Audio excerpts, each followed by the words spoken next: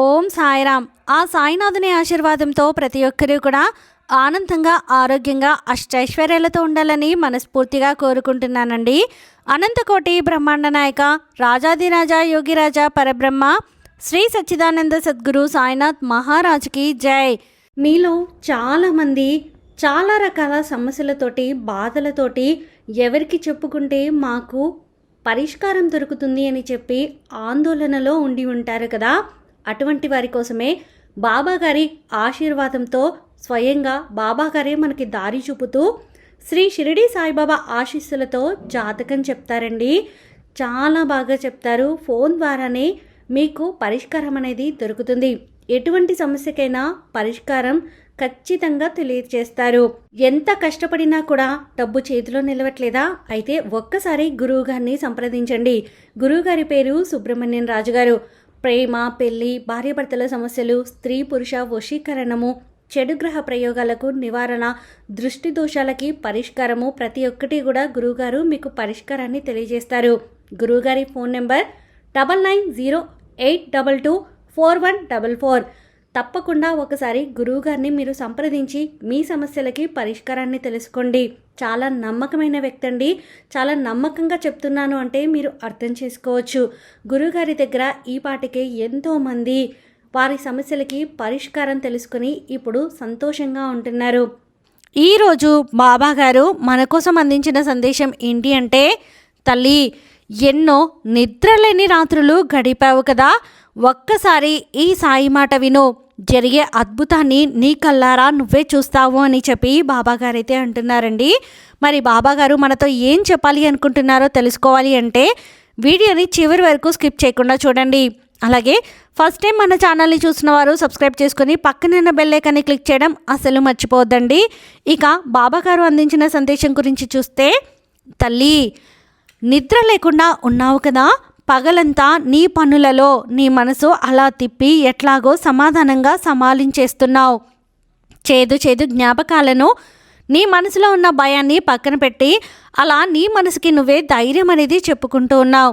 ఇలా రోజులు గడిపేస్తున్నావు. కానీ రాత్రి సమయంలో నీ వల్ల కావడం లేదు కదా తల్లి.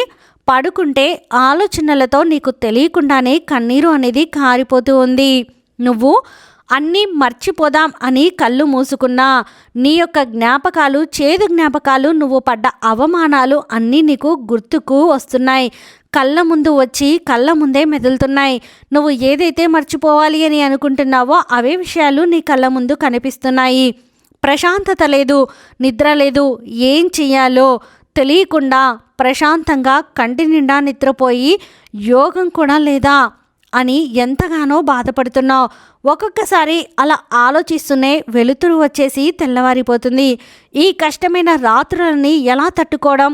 ఎక్కడ దాక్కున్నా నీ నీడ నీతోనే ఉంటుంది కదా.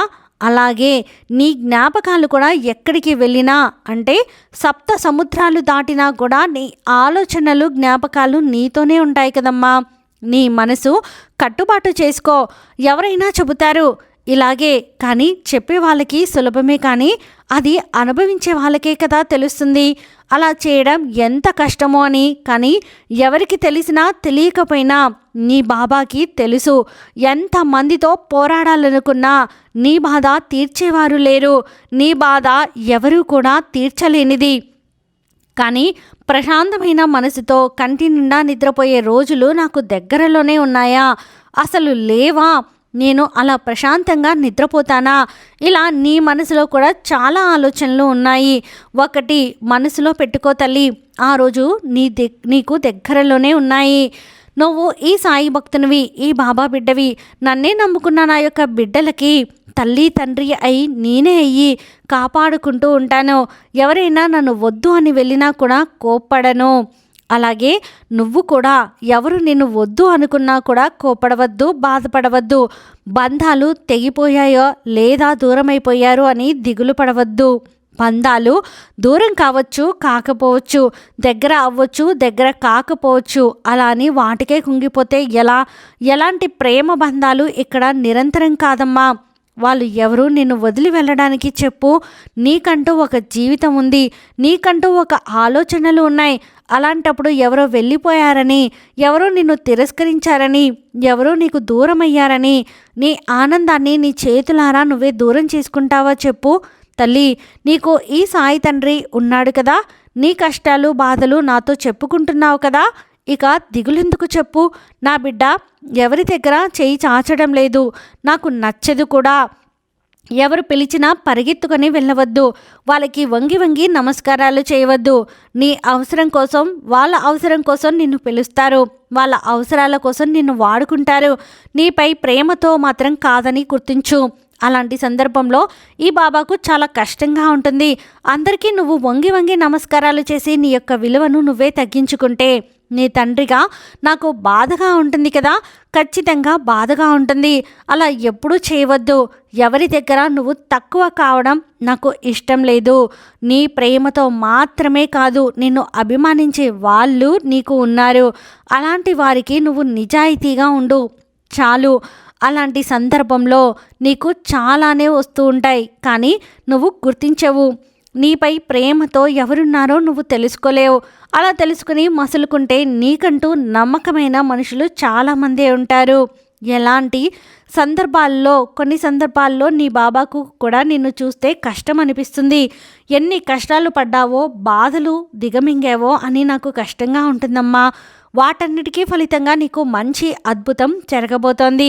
నీకు నీ నీడగా నీ సాయి ఉన్నాడు. జరుగుతుంది తల్లి, జరిగి తీరుతుంది. అలా ఎదురు చూస్తూ ఉన్నావు, ఎదురు చూసి అలసిపోయావు, కానీ తప్పక జరుగుతుంది. ఇది ఈ సాయి సత్యవాక్కు, బాగా గుర్తుంచుకో. ఇక నువ్వు గడిచిపోయిన కాలం ఒక్కసారి గుర్తు తెచ్చుకో. అనుకోని విధంగా నువ్వు కోరిన కోరికలు ఎన్నిసార్లు నెరవేర్చి పెట్టాను అని గుర్తు తెచ్చుకో తల్లి. అప్పుడు సంతోషాన్ని నాతో కూడా పంచుకున్నావు కదా. నేను కటిక కష్టాలతో చూస్తున్నాను బాబా అని నా దగ్గర ఎంతో బాధపడినప్పుడు ఆ కష్టాల ఊబిలో నుంచి నిన్ను బయటికి తెచ్చానా లేదా? కాబట్టి దేనికి నువ్వు దిగులు పడాల్సిన అవసరం లేదు. ఎవరికి నువ్వు వంగి వంగి నమస్కారాలు చేయాల్సిన అవసరం అంతకన్నా లేదు. ఎవరో వస్తారు, ఏదో చేస్తారు అని నువ్వు ఎదురు చూస్తూ ఉంటే నీ జీవితం నువ్వు జీవించలేవు. నువ్వు ఒక్కరివే ఇక్కడ కష్టాలు చూస్తున్నావని అనుకోవద్దు. అందరూ కష్టాలు పడుతున్నారు, అందరూ బాధలు అనుభవిస్తున్నారు. మరి ఎందుకు తీర్చలేని కష్టాల్లో మునిగిపోయి ఉన్నారు? అయినా కూడా ఆనందంగా ఉన్నారు. ఎందుకు నువ్వు ఇలా బాధపడతావు? నువ్వు ఈ సాయికి ఎంతో ప్రియమైన బిడ్డవు కదా. ఉన్నదానిలోనే సంతృప్తిగా ఉండు. నేను కూడా అదృష్టవంతునే, నాకు కూడా అదృష్టం పట్టబోతుంది, నేను కూడా గెలుస్తాను, నాకు జయం తప్పక వస్తుంది అని గట్టిగా అనుకో. దానికోసం శ్రమించు, కష్టపడు, గట్టిగా అనుకో. ఒకటి పోగొట్టుకుంటే మరొకటి చేరుతుంది అని గుర్తుంచుకో. ఎప్పుడు నేను చెప్పే మాటే కదా అని నిర్లక్ష్యంగా మాత్రం ఉండవద్దు. అవి వట్టి మాటలు కాదు తల్లి, పచ్చి నిజాలు. ఒకటి పోతే మరొకటి వస్తుంది. మనస్ఫూర్తిగా నమ్ము. నువ్వు పోగొట్టుకున్నది నీకు మంచిది కాదు అని కాలం తెలిసేలా చేస్తుంది. అందుకే భగవంతుడు నీకు ఇవ్వలేదు అని గుర్తుంచుకో. జరిగేదంతా కూడా నీ మంచికే అని అర్థం చేసుకో. మనసులో కళ్ళు మూసుకొని ఆలోచించు. నీ మనసుతో ఆలోచిస్తే ఏది నిజం, ఏది అబద్ధం, ఏది నీకోసం, ఏది నీకోసం కాదు అని నీకే తెలుస్తుంది. మనసులో బాధ పెట్టుకొని పైకి సంతోషంగా ఉండడం కష్టమైన విషయమే, కానీ సంతోషంగానే ఉంటే అది కష్టమేమీ కాదు కదా. కాబట్టి నిద్ర లేకుండా కన్నీరు కార్చడం మానేసి సంతోషంగా ఉండు. ఏం చేసినా జరిగేది జరుగుతుందని అర్థం చేసుకో. ఆ మనపక్వానికి రా. మొదట నువ్వు ప్రకృతి నిర్ణయాన్ని తెలుసుకో. అన్ని సందర్భాలు మనుషులకు మారుతూ ఉంటాయని గ్రహించు. కాలం మారుతుంటే నువ్వు కూడా మారాలి. నీ ఆలోచనలు మారాలి. సంతోషంగా ఉన్న వాళ్ళకి ఏదో ఒక సందర్భంలో దుఃఖం రావచ్చు. కష్టాలు దుఃఖాలు అనుభవించే వారికి సంతోషాలు ఆనందాలు కలుగుతాయి. ఇదే కాలం ఇచ్చే ఒక నీతి, ఇదే జవాబు, ఇదే కాలం. దుఃఖం సుఖం మారుతూ ఉంటాయి. కష్టమే చూడలేదు, సంతోషంగానే ఉన్నాను అనేది ఎవ్వరికీ జరగదు. అది కాలానికే వ్యతిరేకం. అప్పటికి ఎలా జరగదు అని తెలుసుకో. ఒకరు నేను ఆనందంగానే ఉన్నా, దుఃఖం అస్సలు లేదు అంటే వాళ్ళు దుఃఖాన్ని కూడా ఆనందంగా మార్చుకోగల మనపక్వంగా ఉన్నారు. అలా పక్వపరుచుకున్నారు వాళ్ళని వాళ్ళు, అలా మనసుని దృఢపరుచుకున్నారు అని అర్థం. అలాంటి మనోధైర్యం మనపక్వం నువ్వు కూడా పెంచుకోవాలి. నీ బాబాగా నేను చెబుతున్నాను తల్లి, దుఃఖ సమయంలో కూడా బాగున్నాను అనే సంతోషాన్ని తెలియపరిస్తే అది తప్పకుండా ఆనందంగా మారుతుంది. ఎందుకంటే ఏదైనా మార్చే శక్తి నీ ఆలోచనకు ఉంటుంది. కాబట్టి ఇప్పుడు అర్థమైందా? నీ యొక్క కష్టాలు తీరే ఒక సందర్భం వచ్చిందని, ఆ సంతోషం నీకు నిరంతరం ఉంటుందని, నీ ఆనందం సంతోషం అన్నిటినీ మూటగా కట్టి నీకు పంపిస్తాను. ఇకనైనా నిద్రలేని రాత్రులు గడపకు. నీ ఆనందం ఏమిటో నీ బాబాకు తెలుసు. అది నువ్వు కూడా తెలుసుకో, పాటించు.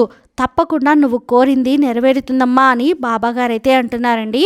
ఈ వీడియో మీకు నచ్చితే ప్లీజ్ లైక్ చేయండి. మరికొంతమంది సాయి భక్తులకు వీడియోని షేర్ చేయండి. ఫస్ట్ టైం ఛానల్ని చూసిన వారు సబ్స్క్రైబ్ చేసుకొని పక్కనే ఉన్న బెల్ ఐకాన్ని క్లిక్ చేయడం అసలు మర్చిపోద్దండి. ఆ సాయినాథుని ఆశీర్వాదంతో ప్రతి ఒక్కరూ కూడా ఆనందంగా, ఆరోగ్యంగా, అష్టైశ్వర్యాలతో ఉండాలని మరొక్కసారి మనస్ఫూర్తిగా కోరుకుంటున్నానండి. సర్వే జనా సుఖినో భవంతు. ఓం సాయిరామ్.